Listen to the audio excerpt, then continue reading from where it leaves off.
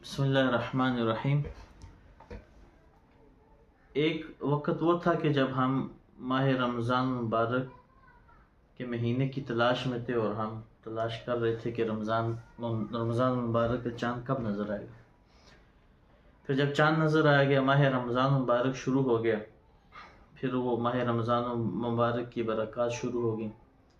سحری کرنا، روزہ رکھنا، افطاری کرنا، قرآن پاک کی تلاوت، ذکر، درود شریف کی کثرت، وہ تمام نیک اعمال اور کام کاج کی وجہ سے بھوک پیاس کا لگنا، لیکن آدمی کو رک جانا کہ بھی اللہ کا حکم ہے۔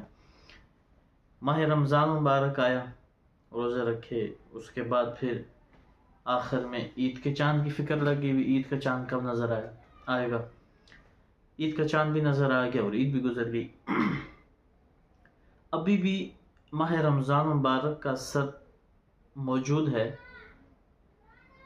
بات عرض کرنے کا مقصد یہ کہ ہمیں چاہیے کہ جو اثر ماہ رمضان مبارک میں ہمارے اوپر آیا تھا، وہ اثر پورا سال باقی رہنا چاہیے، اور ہمیں بھی تہیہ کرنا چاہیے کہ ہم ابھی آگے کی جو زندگی ہے وہ حضور نبی کریم صلی اللہ علیہ وسلم کی سنت کے مطابق گزاریں گے، آپ علیہ السلام کے بتائے ہوئے طریقوں کے مطابق گزاریں گے۔ افسوس کی بات یہ کہ ہمارے معاشرے کے اندر ہمارے معاملات ہوں، اخلاقیات ہوں، 24 گھنٹے کی زندگی ہو یا مکمل جو زندگی ہے، اس کے اندر جو رسم و رواج ہے، بول چال ہے، تمام چیزیں غیروں کی آ چکی ہیں۔ کوشش کرنی چاہیے کہ آدمی کو اپنی 24 گھنٹے کی زندگی، مکمل زندگی حضور نبی کریم صلی اللہ علیہ وسلم کے طریقوں کے مطابق گزارنی چاہیے۔ مثال کے طور پہ اپریل فول ہوتا ہے، ویلنٹائن ڈے ہوتا ہے، ہولی ہوتا ہے، دیوالی ہوتا ہے، جتنے بھی رسم و رواج ہیں، برتھ ڈے ہوتا ہے۔ برتھ ڈے بھی برطانیہ کا ایک انگریز تھا جس نے اپنی شروع کی تھی، جس کے بعد یہ شروع ہو گیا۔ جتنے بھی یہ رواجات ہیں، یہ غیروں کے ہیں، یہود و نصارہ کے ہیں، کفار و مشرکین کے ہیں، اور یہ مسلمانوں میں آ گئے ہیں، اور مسلمان ان سے زیادہ بڑھ چڑھ کر اس میں حصہ لیتے ہیں۔ آپ علیہ السلام نے ارشاد فرمایا کہ من اطاعنی فقد اطاع اللہ ومن عصانی فقد عصى اللہ، کہ جس نے میری اطاعت کی اس نے اللہ کی اطاعت کی، اور جس نے میری نافرمانی کی اس نے اللہ کی نافرمانی کی۔ اسی طرح حدیث شریف کے اندر آتا ہے، رسول اللہ صلی اللہ علیہ وسلم نے ارشاد فرمایا کہ میری ساری امت جنت میں داخل ہوگی، مگر وہ شخص جنت میں داخل نہیں ہوگا جو انکار کرے گا۔ صحابہ کرام نے کہا یا رسول اللہ، کون ایسا شخص ہے کہ جو جنت میں جانے سے انکاری ہو؟ حضور نے فرمایا کہ جس نے میری نافرمانی کی وہ جنت میں جانے سے انکاری ہوگا۔ اس لیے رمضان مبارک کا اثر موجود ہے ابھی بھی۔ ہمیں یہ تہیہ کر دینا چاہیے، عہد کر دینا چاہیے کہ بھئی ہم آگے کی جو زندگی انشاءاللہ حضور نبی کریم صلی اللہ علیہ وسلم کے طریقوں کے مطابق گزاریں گے، حضور نبی کریم صلی اللہ علیہ وسلم کے بتائے ہوئے فرامین کے مطابق گزاریں گے۔ آپ علیہ السلام عبادت کے اندر بھی اہل کتاب کے ساتھ، غیروں کے ساتھ، یہود اور مشرکین کے ساتھ مشابہت کو پسند نہیں فرماتے۔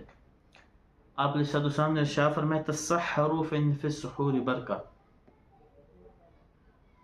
کہ سحری کھایا کرو کیونکہ سحری کھانے میں برکت ہے۔ ایک روایت میں آتا ہے رسول اللہ صلی اللہ علیہ وسلم نے ارشاد فرمایا فصل ما بین صیامنا و صیام اہل الکتاب اکلۃ السحر، کہ ہمارے اور اہل کتاب کے درمیان جو چیز فرق کرنے والی ہے وہ سحری کھانا ہے۔ حضور یہ بھی فرما سکتے تھے بھئی سحری کھاؤ، تاکہ سحری کھانے میں آپ کو طاقت لگے، آپ کو طاقت محسوس ہو، اور آپ کو روزہ محسوس نہ ہو، آپ کو روزہ پورا کرنا ممکن ہو۔ لیکن حضور نے فرمایا بھی سحری کھاؤ کیونکہ ہمارے اور اہل کتاب کے درمیان جو چیز روزوں میں فرق کرنے والی وہ سحری کا کھانا ہے، کیونکہ اہل کتاب روزہ رکھتے ہیں، ان کے ہاں سحری کا تصور نہیں ہے۔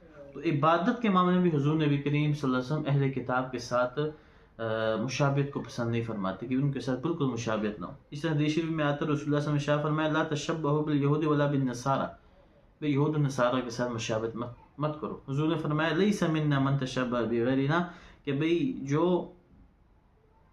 ہمارے علاوہ میں اوروں کے ساتھ مشابہت اختیار کرے وہ ہم میں سے نہیں۔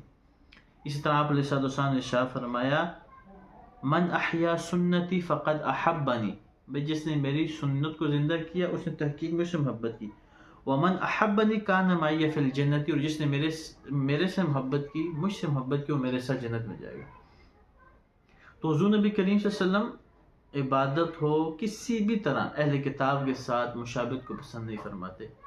یہاں تک کہ روزے کے اندر بھی حضور نے کیا فرمایا بھائی ہمارے ان کے درمیان جو چیز فرق کرنے والی ہے وہ کیا ہے جی؟ سحری کا کھانا ہے.